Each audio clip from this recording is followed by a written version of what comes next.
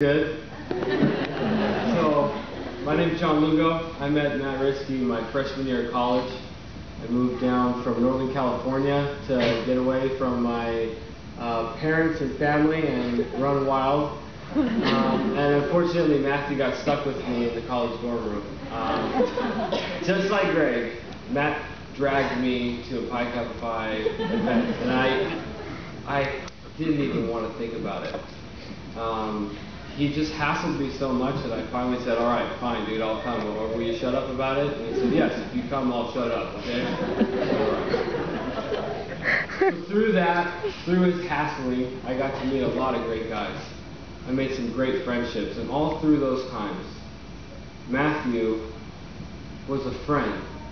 But more than a friend to me, he was a brother. We didn't get along, hardly at all.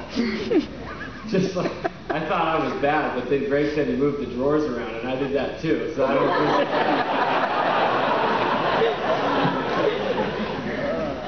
That was an amazing guy. You either loved him, or you couldn't stand being around him, and that was for one main reason. Matt always required excellence. Now, it wasn't an excellence that he required that you weren't able to, provide. Matthew required the best that he knew you could give. And if you weren't able to deliver that, he wasn't satisfied. He wasn't satisfied because he knew you could do better. He knew you were better than where you were at that moment, and he wasn't going to leave the room until he talked you into committing to making a better decision toward how to be a better person, to be a better student, a boyfriend, a girlfriend, a husband, anything. He was addicted to making you and me and the people around him the best that they could possibly be. So we fought a lot, because I didn't always want to be the best person I could be. I really did. And some of the guys from Zeta Rho, they can attest to that, and they can attest to Matt's passion. Matt's passion for fraternity, for being an engineering major.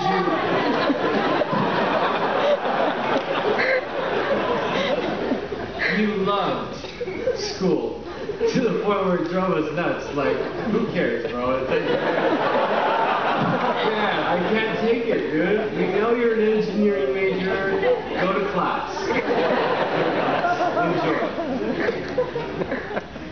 He loved it. He took everything to heart. He took the fraternity to heart. He took his college learning to heart. He took his family to heart. And he took his relationships to heart. After I moved away from Southern California and went back up north, I kept in contact with Matt, but like I said, we weren't very good friends. We were more like brothers. We weren't very good at, being kind or being sweet or sending birthday presents or doing things that, best friends would do for each other. But when times got tough and when we needed to talk, we knew that the other person was there. Matt would call me all the time, just like he would Greg, and ask about the family first. It was always family first. And then it was about my wife and about what we were doing, just for no reason. And in the last little while, he started to talk more and more about this woman in his life that he really fell in love with, and that was Zara. And it was funny because he would always wait for her to leave the room when I'd ask.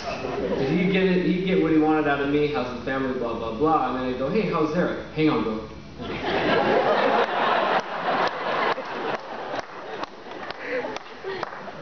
Hold on, dude, I think she's outside. And then he would brag. He would brag about how strong she was, how smart she was, how much he loved her. It was never ending. I mean, the guy could keep you on the phone forever, especially when he was talking about somebody like Zara. When I came back down to Southern California before I got married, Matt called me out of the blue, like he, just does. Always at the most inopportune times when you're checking out at the grocery store or trying to get fitted for a suit or something, and hey, how you doing? So he calls me and he asks me, hey, what are you up to? I said, hey, I'm moving back. And he goes, where are you going to live? And I said, I'm not sure. And he goes, well, why don't you move in with me and my mom? I'm 25 years old. I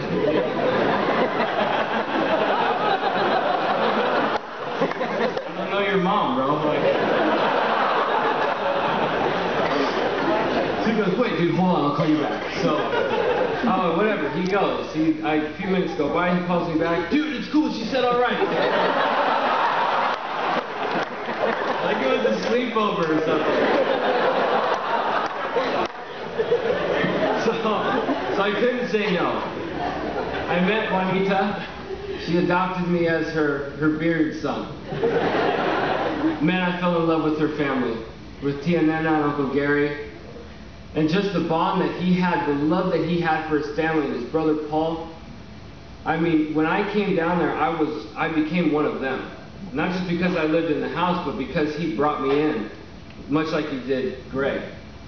He brought me into the family. I became a part of it. I was kind of like, you know, an extension of the family, but they don't believe in you know, extended family. So you're either extended, if you're extended, they haven't met you yet. That's all it means. So as soon as I met him, we became family. It was an awesome time. I spent 3 months with them. With Juanita, you're like a second mother to me. I love you so much. And all of the times that you and I sat and talked and, you know, had our tea late at night while Matthew was studying for engineering class. Just know that as much as you and I talked about Matthew, he talked about you. He really looked up to you and all the things that you've done for him and for Paul. And Paul, I want to say the same thing to you. Matthew thought very, very highly of you and bragged about you a lot. And a lot of people say that, you know, you brag about people, they don't know about it. You know, the people that are close to you that you believe in the most. So I want you guys to both know, all three of you actually, Zarek included. If he didn't tell you enough, he told us enough. That's for sure. So if you ever want to know, you can just always ask us. In the last week, I got to meet a lot of guys. I went and sat on an oral board for you know, the Long Beach chapter a while back and just basically was a jerk to a lot of the guys. Because Matt asked me to do it. And, you know, in a time like this, when the family needs help, or when the family needs support, or just needs, you know, whatever, you guys came through. And I just want to tell you that Matt is so proud of how all of you guys performed, how you've kept your composure for the family, how you've been strong, and how you've showed support. You have come around his family, you have come around his woman and her family, and you have shown them support, and he is so proud of that.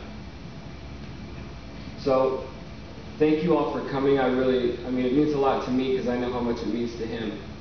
This place is packed. So, God bless Matt Risky, and thank you all.